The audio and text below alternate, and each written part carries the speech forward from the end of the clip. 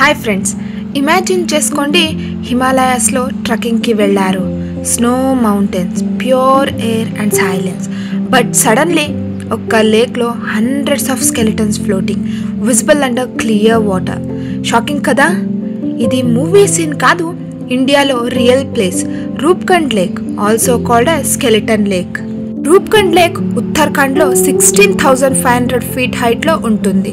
1942లో first time ఒక British గార్డ్కి ఈ స్కెలిటన్స్ కనిపించాయి.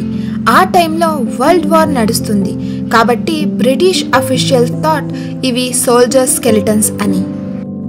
కానీ లేటర్ ఆర్కియాలజిస్ట్ స్టడీ చేస్తే షాకింగ్ ఫ్యాక్ట్స్ దొరికాయి. లేక్లో 300 to 800 స్కెలిటన్స్ కనిపించాయి.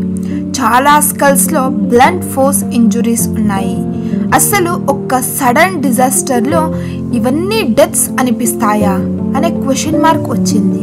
బట్ ట్విస్ట్ ఏంటి అంటే ఈ skeleton centuries old.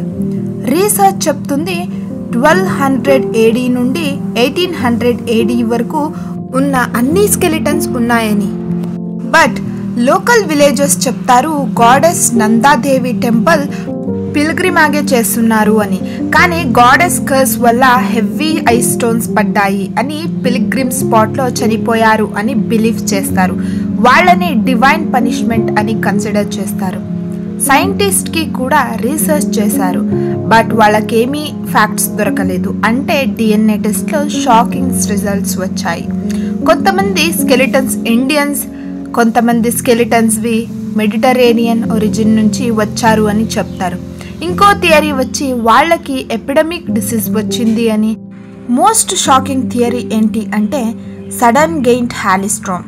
Cricket ball సైజ్లో ఐస్ స్టోన్స్ వాళ్ళపైన పడ్డాయి అని, వాళ్ళు స్పాట్లో చనిపోయారు అని. ఈవెన్ టుడే ఎవ్రీ సమ్మర్లో స్నో మెల్ట్ అయితే స్కెలిటన్స్ కనిపిస్తాయి. లేక్లో వాటర్ క్లియర్గా ఉంటుంది, skulls and bones still visible. ట్రక్కర్స్కి అట్రాక్షన్ కానీ అని క్రీపీ ప్లేస్గా ఫేమస్ అయ్యింది. సో మెనీ స్టడీస్ జరిగినా కూడా ఫైనల్ ఆన్సర్ లేదు.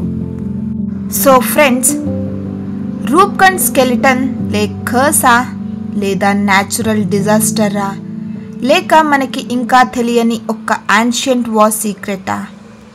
మీరు ఏం అనుకుంటున్నారు? కమెంట్లో చెప్పేయండి. ఇంకో మంచి వీడియోతో మళ్ళీ కలుద్దాం.